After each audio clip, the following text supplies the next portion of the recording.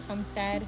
I'm Cass, this is Jeremy, and we are homesteading on less than 2 acres in South Carolina. Yep, South Carolina. Yes. We are also currently dealing with the aftermath of Helene. Yes, and in a state of emergency. Yes. So, before we go any further, I don't want to lead you guys on. No. Everything out here is fine. We did not sustain any damage. Thankfully, we did lose a really big tree in the woods and several others that snapped. But all around us is power devastation. Yeah. I think that's a good way of saying it. Big trees down everywhere. Power lines have been just completely disconnected.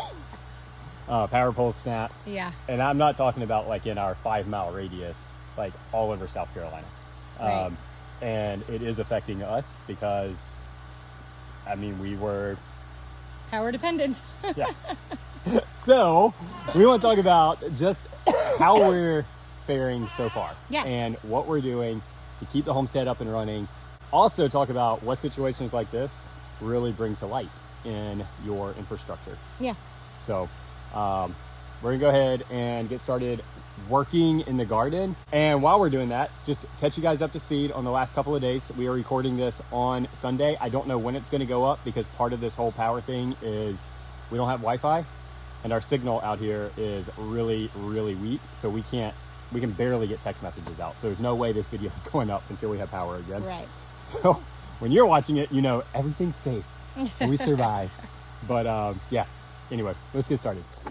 All right, so to catch you guys up to speed on everything that kind of has transpired since really Thursday night.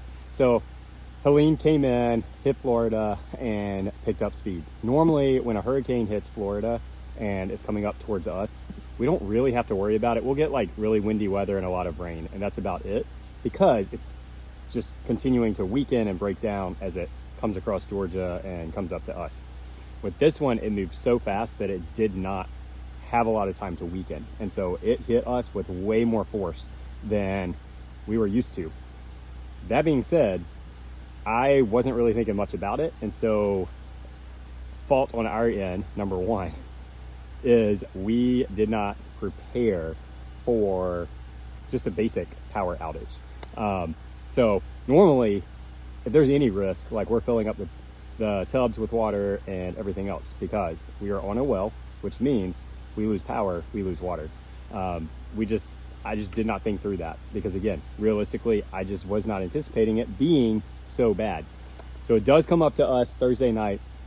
It arrives to us with a very strong tropical storm status, and we're on the east side of the storm.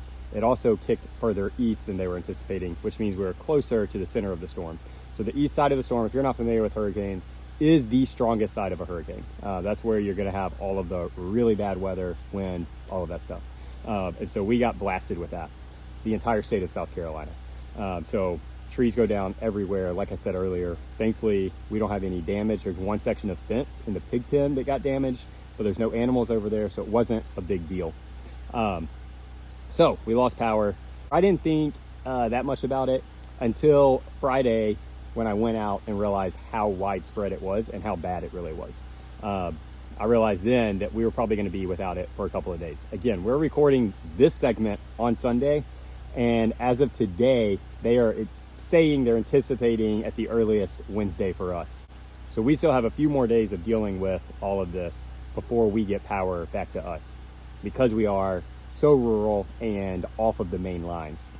To add chaos to all of this, I get the text from Skinning Shack on Friday saying that our pigs are ready to be picked up and they would appreciate a pickup ASAP because they also have lost power.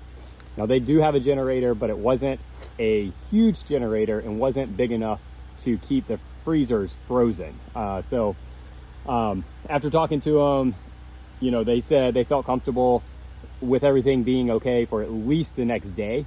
And so I decided, well, let's just wait it out. Let's see if we get power, because all of our freezers are obviously not working at this time. So mistake number 2, we did not have a generator. So we were completely powerless, no way to keep stuff cold. except for just keeping refrigerators and freezers closed and not opening them. So Saturday rolls around, which was yesterday. Still no sign of power. So I called them up and they're like, yeah, you need to come get it. Everything's starting to thaw. And so went to pick up our pigs. We just shoved all the meat in the freezer that we keep it in. And thankfully we did have, I'm going to say, a food rescue happen, which Cass is going to touch on in this next segment. So if you can hear the hum in the background, you may not be able to, but that is the generator that is currently being used to keep our freezers frozen. So one thing that has really, that this experience has really shown me is, once again, just the importance of community. Really, like, it's vital. Community is just necessary on so many levels, but also in this particular situation, we've seen how much you really need people in your life. So a lot of the people in our life that are community to us they are not necessarily homesteaders, but they're people that know us and love us and wanted to reach out to us. So the first Friday night, we had gone all day without power. Our friends up the road, Amy and David, they are longtime friends of ours. They much more like family, really. They reached out and asked if we wanted to have dinner that night. They had a generator that was powering their entire house. They offered to let us take showers, fill up water, feed us, all of the things. So my kids got showers, we filled up water bottles, we had a meal together, hung out. It was great. Of course, this is day one. So, we thought, let's have fun, hang out together, take advantage of the time, and then move on. So then the next day, when it was clear that this was going to be a little bit of time in this situation, our neighbor John, who actually, he homesteads as well. They try to be as self-sufficient as possible. He had a generator, and once his refrigerators and freezers were brought down to temperature, he offered to let us use his generator for 7 to 8 hours to bring ours down to temperature. And the idea was that we would just swap back and forth. And that was fabulous. It helped us get through. We're so thankful for that. He also has a hand pump attached to his well. So if we need access to water, we can go to his well and pump water. So another area where we don't have to worry. Is this making me think that maybe we would like, or I would like to have a hand pump attached to our well? Yes. Yes, it is. So I definitely think that might be something worth looking into for the future. The other thing that, the other ways that we have been helped and really felt community was yesterday. We were mentally, just after all the problem solving for so long and trying to figure out how to manage the farm and have everything survive and not lose the pigs and all of that, we were a little bit at a breaking point, and we needed to be able to have a place where we could just think and process and plan and just recharge, which we didn't really communicate that with each other, but we randomly yesterday afternoon received a text message from someone at our church that is somewhat an empty nester and has several free rooms available in our house. She offered us her upstairs of her house. So that included 2 bedrooms and a bathroom just for our family to come, shower, rest, and kind of just have a mental break. That, when I saw that text message, I was just overwhelmed with relief. So, because while, we can't leave the farm for long periods of time, and we wouldn't want to, just having that time to kind of disengage and process through, because they have power, they're in town, and just to have that time to process through was something we really needed. We will be much more prepared moving forward. We just didn't anticipate this, and we really hadn't we hadn't prepared. So we weren't prepared mentally for the aftermath and dealing with the next steps. The other way that we've really seen community is someone in our church actually is they've received power. They're in town. And everyone in town has not received power. They just happen to be in one of the neighborhoods that received power because there are a lot of gas stations and stuff around them. They're in a really good spot where they've received their power. They were able to get power quicker.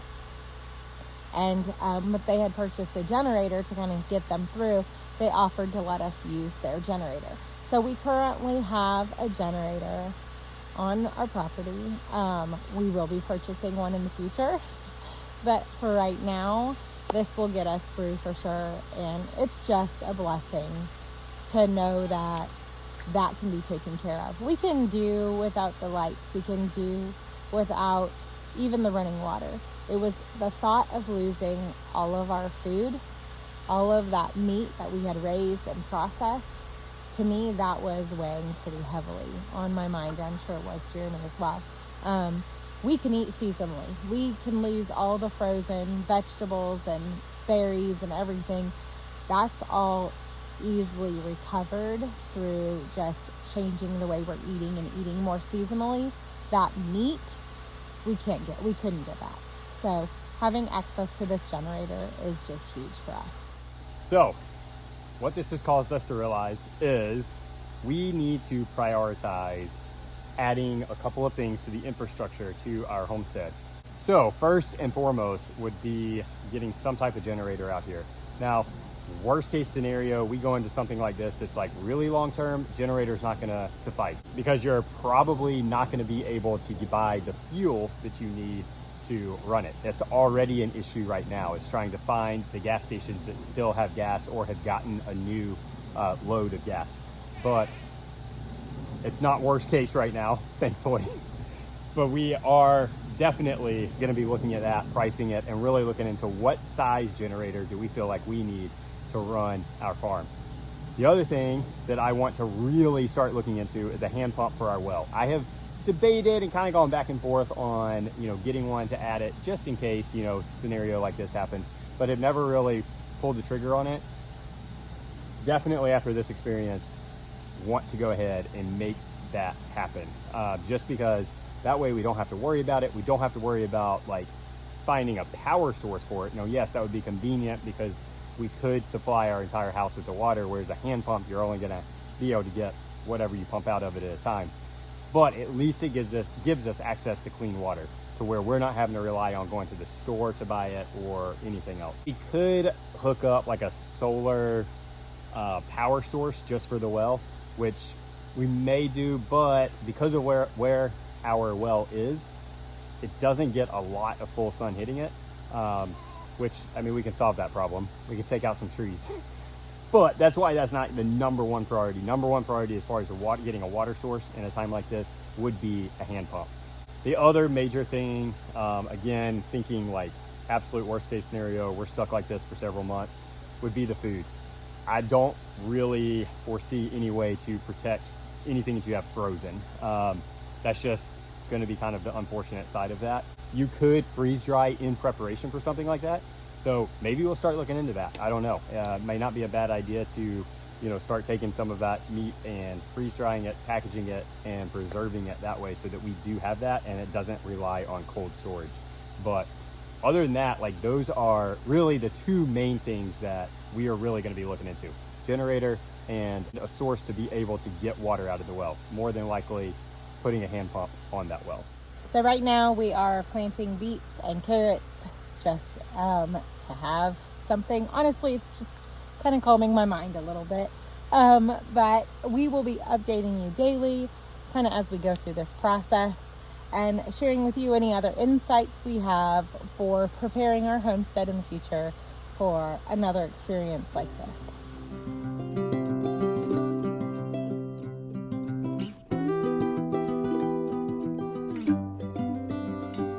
All right, guys, day 4 without power.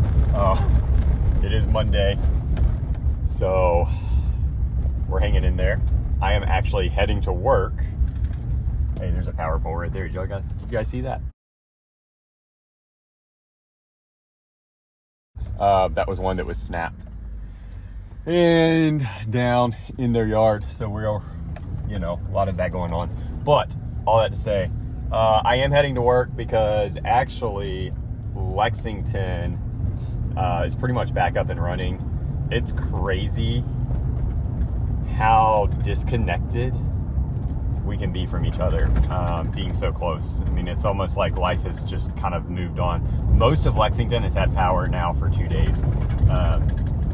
But yeah, just kind of move on. Life is normal for them. I mean, I'm still running into people that are surprised when I tell them we still don't have power. Yeah, they just are completely unaware. Rightfully so. I mean, they're kind of in their own world. You know, we live really in our own worlds, and sometimes we forget that there's still people right around us that are being affected by something like this. But we're continuing to be okay. Just a whole nother like huge blessing. Cass is actually heading out today to go back to our friend's house in Lexington to do laundry, just so that we don't have to worry about doing laundry by hand. Now, we could do that. I mean, we've got everything to do that with. We just don't really want to. And if we have people offering those conveniences to us, we're going to take advantage of it because it's a little bit faster and it's just easier. It's also giving our kids a chance to sort of escape the reality of what's going on. I do think it's affecting them more than we realize, or more than they're letting on. Just the unknown and the uncertainty, and like, you know, their little worlds are being turned upside down right now. But all that to say, still sort of status quo for us as far as, you know, yeah, we're just moving on. We're continuing to move extension cords around to keep everything frozen in the freezers, in the refrigerator, and all of that. Generator is still going well. I'm actually really impressed with the generator we're running, how little gas it's actually using.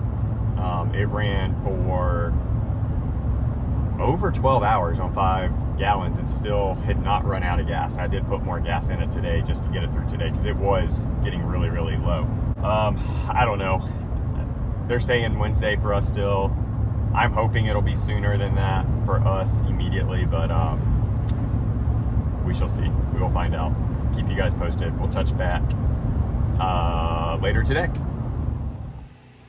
All right, guys, it is official at, we're gonna say 8:35.